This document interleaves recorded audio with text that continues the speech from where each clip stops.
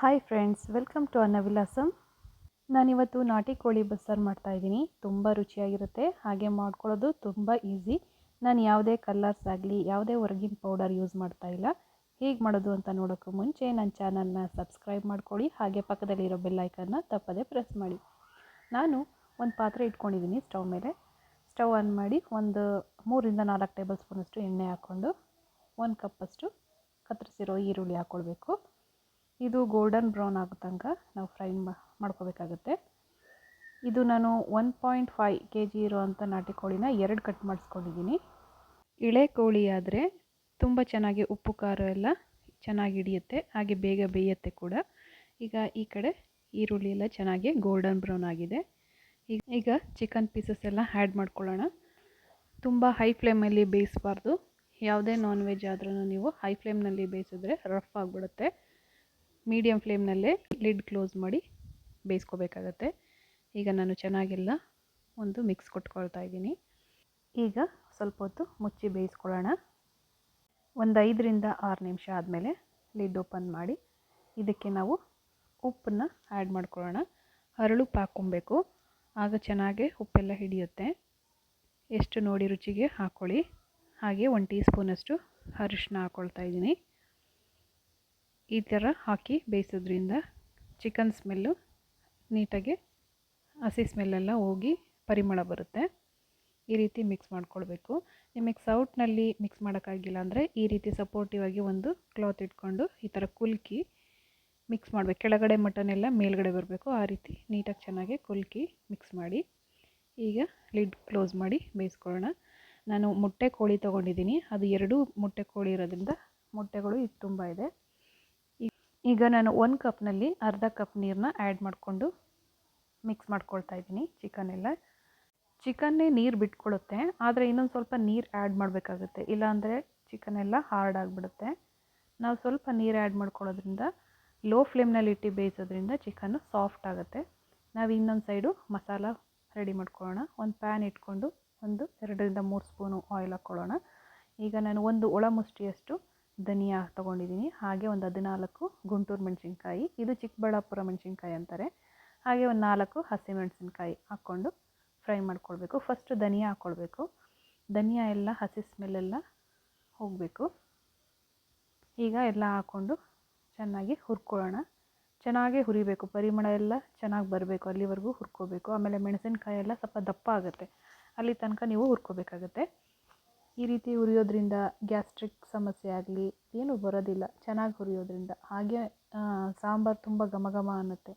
ನಾವು ಯಾವುದೇ artificial colour ಆಗದೆ ಇರೋದ್ರಿಂದ ಚೆನ್ನಾಗಿ ಒಳ್ಳೆ ಟೇಸ್ಟ್ ಬರುತ್ತೆ. ನಾನೀಗ ಒಂದು ದೊಡ್ಡ ಈರುಳ್ಳಿ ಕಟ್ ಮಾಡಿ ಹಾಕ್ಕೊಂಡಿದ್ದೀನಿ. ನೀವು ಮುಷ್ಟಿಯಲ್ಲಿ ಹಿಡಿದ್ರೆ, ದೊಡ್ಡ ಕೈಯಲ್ಲಿ ಹಿಡಿದ್ರೆ ಒಂದು ಹಿಡಿ ಬರಬೇಕು, ಆ ರೀತಿ ನೀವು ಈರುಳ್ಳಿನ ಹಾಕ್ಕೋಬೇಕಾಗತ್ತೆ. ಹಾಕ್ಕೊಂಡು 1 ಟೀ ಸ್ಪೂನು ಅರಿಶಿಣ ಹಾಕ್ಕೊಳ್ಬೇಕು. ಈಗ ಚೆನ್ನಾಗಿ ಇನ್ನೊಂದು ಸರ್ತಿ ಫ್ರೈ ಮಾಡಬೇಕು. ಈರುಳ್ಳಿ ಎಲ್ಲ ಸ್ವಲ್ಪ ಗೋಲ್ಡನ್ ಬ್ರೌನ್ ಕಲರ್ ಬರಬೇಕು, ಅಲ್ಲಿ ತನಕ ನಾವು ಚೆನ್ನಾಗಿ ಫ್ರೈ ಮಾಡ್ಕೊಳ್ಬೇಕು.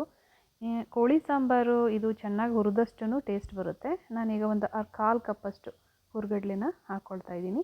ನೀವು ಕೈಯಲ್ಲಿ ಅಳತೆ ತಗೊಳ್ಳೋದಾದರೆ ಒಂದೂವರೆ ಹೋಳು ತೊಗೊಳ್ಳಿ ಸಾಕು. ಚೆನ್ನಾಗಿ ಹುರ್ಕೊಳ್ಬೇಕು. ಹುರಿದಷ್ಟು ಸಾಂಬಾರು ತುಂಬ ಟೇಸ್ಟಿಯಾಗಿ ಬರುತ್ತೆ. ಹಾಗೆ ನಾನು ಒಂದು ದೊಡ್ಡ ಕೈ ಹಿಡಿ ಕೊತ್ತಂಬರಿ ಸೊಪ್ಪು, ನಾಟಿ ಕೊತ್ತಂಬರಿ ಸೊಪ್ಪನ್ನ ಸಣ್ಣದಾಗಿ ಹೆಚ್ಚಿ ಹಾಕ್ಕೊಳ್ತಾ ಇದ್ದೀನಿ. ಕೊತ್ತಂಬರಿ ಸೊಪ್ಪು ಹಾಕಿ ಜಾಸ್ತಿ ಹುರಿಯೋಕೆ ಹೋಗಬೇಡಿ. ತವಾ ಬಿಸಿ ಆಫ್ ಮಾಡಿಬಿಟ್ಟು ತವಾ ಬಿಸಿ ಇರುತ್ತಲ್ಲ ಹಾಗೆ ಮಿಕ್ಸ್ ಮಾಡಿಬಿಡಿ ಸಾಕು. ಈಗ ನಾವು 3 ಜನ ಇರೋದ್ರಿಂದ ನಾನು ಅರ್ಧ ಹೋಳಷ್ಟು ತೆಂಗಿನಕಾಯಿ ಹಾಕ್ಕೊಳ್ತಾ ಇದ್ದೀನಿ. ಅರ್ಧ ಹೋಳು, ನೀವು ತುರಿದು ಬೇಕಾದರೂ ಹಾಕ್ಕೊಳ್ಳಿ. ನಾನೀಗ ಒಂದು ಅರ್ಧ ಈರುಳ್ಳಿ, ಹಾಗೆ 1 ಇಂಚು ಶುಂಠಿ, 2-3 ಇಂಚು ಚಕ್ಕೆ, ಒಂದು 6 ಲವಂಗ, ಒಂದು 10 ಬೆಳ್ಳುಳ್ಳಿ ಹೆಸರು ಹಾಕ್ಕೊಳ್ತಾ ಇದ್ದೀನಿ. ಚಿಕ್ಕದಾದರೆ ಒಂದು 2-3 ಹಾಕ್ಕೊಳ್ಳಿ ಬೆಳ್ಳುಳ್ಳಿ, ನಾಟಿ ಬೆಳ್ಳುಳ್ಳಿ ಆದರೆ. ಈಗ ನಾನು ಫ್ರೈ ಮಾಡಿರೋವಂಥ ಎಲ್ಲ ಮಸಾಲೆಗಳನ್ನ ಸ್ವಲ್ಪ ಸ್ವಲ್ಪ ಆ್ಯಡ್ ಮಾಡಿಕೊಂಡು ಗ್ರೈಂಡ್ ಮಾಡ್ಕೊಳ್ತೀನಿ. ನಿಮ್ಮ ಎಷ್ಟು ಕೆಪಾಸಿಟಿ ಇದೆ ಹಾಗೆ ನೋಡಿ ಹಾಕ್ಕೊಳ್ಳಿ. ನಂದು ಒಂದೇ ಸರ್ತಿ ಎಲ್ಲ ನೈಸ್ ಆಗುತ್ತೆ, ಆದರೂ ನಾನು ಸ್ವಲ್ಪ ಸ್ವಲ್ಪ ಹಾಕಿ ರುಬ್ತೀನಿ. ಈಗ 1-2 ಸ್ಪೂನಷ್ಟು ಗಸಗಸೆ. ನಾವು ಫ್ರೈ ಮಾಡಬೇಕಾದ್ರೆ ಗಸಗಸೆ ಹಾಕಬಾರ್ದು, ಯಾಕೆಂದರೆ ಎಣ್ಣೆಯಲ್ಲೆಲ್ಲ ಅಲ್ಲಿ ಇಲ್ಲಿ ಅಂಟ್ಕೊಂಡು ಬಿಡುತ್ತೆ. ಅದು ನಿಮಗೆ ಗೊತ್ತಲ್ಲ ಗಸಗಸೆ ರೇಟ್ ಎಷ್ಟಿದೆ ಅಂತ. ಸೊ ಹಾಗಾಗಿ ಗಸಗಸೆನ ರುಬ್ಬಬೇಕಾದ್ರೆ ಹಾಕ್ಕೊಳ್ಬೇಕು. ನೋಡಿ, ನಾನು ಫಸ್ಟ್ ಟ್ರಿಪ್ ರುಬ್ಬಾಗಿದೆ, ಈ ಸೆಕೆಂಡ್ ಟ್ರಿಪ್ಪು ಇದು. ಕಲ್ಲರು ಕೂಡ ಮೆಣಸಿನ್ಕಾಯಿ ಇದೆ ನೋಡಿ ಎಷ್ಟು ಚೆನ್ನಾಗಿ ಬಂದಿದೆ ಕಲರ್. ಸಾಂಬಾರು ಕೂಡ ಚೆನ್ನಾಗಿ ಬರುತ್ತೆ. ಧನಿಯಾ ಪೌಡರು ಮೆಣಸಿನ್ಕಾಯಿ ಪೌಡರ್ ಹಾಕಿ ಮಾಡ್ತಾರೆ, ಬಟ್ ಅಷ್ಟು ಟೇಸ್ಟಿಯಾಗಿರಲ್ಲ. ನೀವು ನಾನ್ ವೆಜ್ ರೆಸಿಪಿ ಮಾಡಬೇಕಾದ್ರೆ ಮಸಾಲೆನ ಫ್ರೆಶ್ಶಾಗಿ ಹುರಿದೇ ಮಾಡಿ. ಇಷ್ಟು ಮಸಾಲೆಯಲ್ಲಿ ನಾನು ಪೂರ್ತಿ ಹಾಕಲ್ಲ, ಒಂದು 2-3 ಟೇಬಲ್ ಸ್ಪೂನ್ ಮಸಾಲೆ ಉಳಿಸ್ಕೊಂಡಿದ್ದೀನಿ. ಅದು ಕೋಳಿ ಬಸಿದಾಗ ಅದಕ್ಕೂ ಬೇಕಲ್ಲ, ಅದಕ್ಕೆ ಮಸಾಲೆ, ಅದಕ್ಕೆ ಹಾಗಾಗಿ ಈಗ ಚೆನ್ನಾಗಿ ಒಂದು ಮಿಕ್ಸ್ ಕೊಡೋಣ. ಮಸಾಲೆ ಹಾಕಿ ಒಂದು 10 ನಿಮಿಷ ಚೆನ್ನಾಗಿ ಹುರ್ಕೊಳ್ಬೇಕು. ಹಿಂಗೆ ನೀರು ಹಾಕೋದಕ್ಕೂ ಮುಂಚೆ ಈ ರೀತಿ ಹುರಿಯೋದ್ರಿಂದ ಚೆನ್ನಾಗಿ ಟೇಸ್ಟ್ ಬರುತ್ತೆ. ಹಾಗೆ ನಾನು ಜಾರ್ನಲ್ಲಿರೋದು ನೀರನ್ನ ಹಾಕಿ ಸ್ವಲ್ಪ ನೀರು ಹಾಕಿ ಹಾಕ್ಕೊಳ್ತಾ ಇದ್ದೀನಿ. ಒಂದು ಸೈಡು ನೀವು ಬಿಸಿನೀರು ಕಾಯಿಸ್ಕೊಂಡಿರಬೇಕು. ಬಿಸಿನೀರು ಆ್ಯಡ್ ಮಾಡಿದಾಗ ಟೇಸ್ಟೇ ಚೇಂಜ್ ಆಗುತ್ತೆ. ತಣ್ಣೀರು ಹಾಕಿದಾಗ ಆಲ್ರೆಡಿ ಚಿಕನ್ ಬೆಂದಿರುತ್ತೆ, ನೀವು ಅದು ತಣ್ಣೀರು ಕುದ್ದು ಇನ್ನೂ ಚಿಕನ್ ಎಲ್ಲ ಮೆತ್ತಗಾಗ್ಬಿಡುತ್ತೆ. ಮೀಡಿಯಮಾಗಿ ಎಲ್ಲ ಬೇಯಿಸ್ಕೊಂಡಿದ್ರೆ ಚೆನ್ನಾಗಿ ಬೇಗ ಆಗುತ್ತೆ.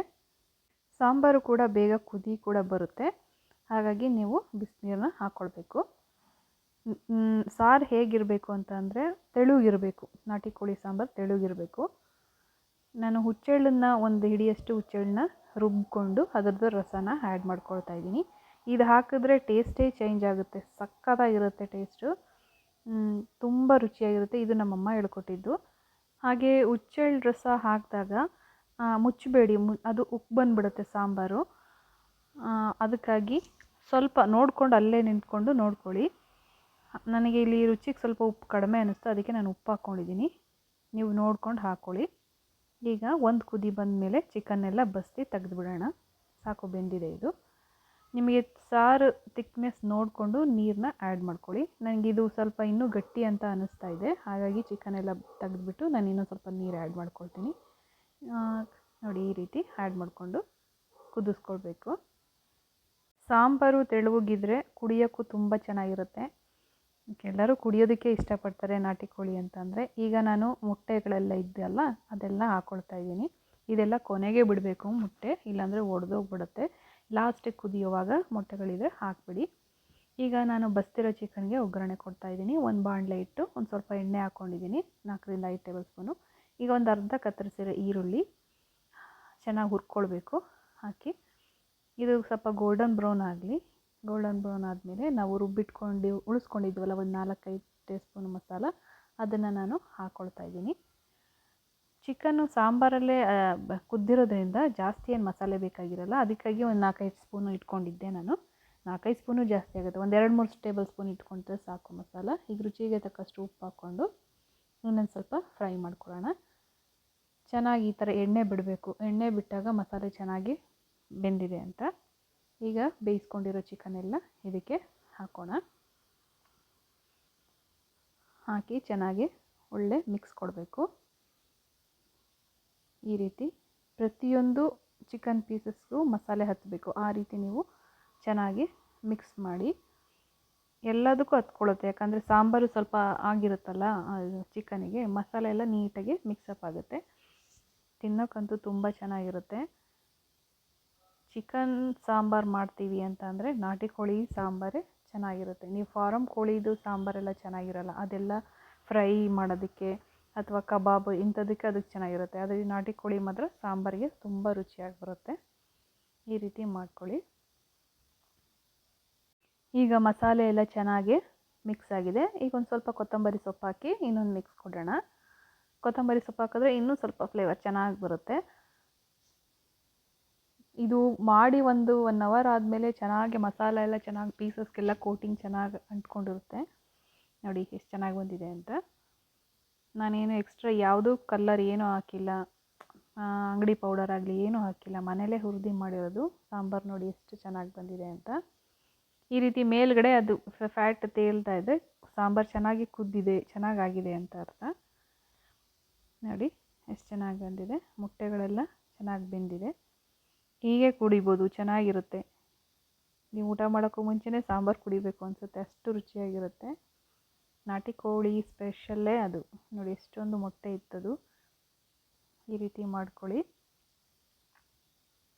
ನಾನು ಎಷ್ಟೋ ಸರ್ತಿ ಆಚೆ ಕಡೆ ಊಟ ಮಾಡಿದ್ದೀನಿ. ನಾಟಿ ಕೋಳಿ ನಮ್ಮ ಮನೇಲಿ ಮಾಡ್ದಂಗೆ ಎಲ್ಲೂ ಸಿಗೋದಿಲ್ಲ, ಹಾಗಾಗಿ ನಂಗೆ ಮನೇಲಿ ಮಾಡಿದ್ದೇ ಇಷ್ಟ ಆಗುತ್ತೆ, ತುಂಬ ಚೆನ್ನಾಗಿರುತ್ತೆ. ನೀವು ಕೂಡ ಮನೇಲಿ ಟ್ರೈ ಮಾಡಿ, ತುಂಬ ಚೆನ್ನಾಗಿ ಬರುತ್ತೆ. ಹೇಗಿತ್ತು ಅಂತ ನಿಮ್ಮ ಮನೆಯವ್ರಿಗೆಲ್ಲ ಕೇಳಿ. ಎಷ್ಟು ಸಖತ್ತಾಗಿರುತ್ತೆ ಅಂತಂದರೆ ಹೇಳೋದೇ ಬೇಡ, ಅಷ್ಟು ಸೂಪರಾಗಿರುತ್ತೆ. ನನಗೂ ತುಂಬ ದಿನದಿಂದ ವೀಡಿಯೋ ಹಾಕೋಕ್ಕಾಗಿಲ್ಲ. ಸ್ವಲ್ಪ ಮನೆ ಶಿಫ್ಟಿಂಗ್ ಇದೆ. ಮನೆ ಶಿಫ್ಟ್ ಆದಮೇಲೆ ನಾನು ವೀಡಿಯೋಸ್ನ ಕಂಟಿನ್ಯೂ ಮಾಡ್ತೀನಿ. ಅಲ್ಲಿ ತನಕ ಸ್ವಲ್ಪ ಲೇಟ್ ಆಗುತ್ತೆ. ಅಪರೂಪಕ್ಕೆ ಒಂದೊಂದು ಹಾಕ್ತಾಯಿರ್ತೀನಿ. ನೋಡ್ತಾ ಇರಿ, ಹಾಗೆ ಸಪೋರ್ಟ್ ಮಾಡ್ತಾಯಿರಿ. ಈ ರೆಸಿಪಿ ನಿಮಗೆ ಇಷ್ಟ ಆದರೆ ನಿಮ್ಮ ಫ್ರೆಂಡ್ಸ್ಗಳಿಗೆಲ್ಲ ಶೇರ್ ಮಾಡಿ. ಹಾಗೆ ಲೈಕ್, ಕಮೆಂಟ್ ಮಾಡೋದನ್ನು ಮರಿಬೇಡಿ. ಇನ್ನೂ ಏನು ನೋಡ್ತಾ ಇದ್ದೀರಾ? ತಡ ಮಾಡದೆ ಹೋಗಿ ಚಿಕನ್ ತೊಗೊಂಡು ಬಂದು ರೆಸಿಪಿನ ಟ್ರೈ ಮಾಡಿ. ಹೇಗೆ ಬಂತು ಅಂತ ತಪ್ಪದೆ ಕಮೆಂಟ್ ಮೂಲಕ ತಿಳಿಸಿ. Thank you.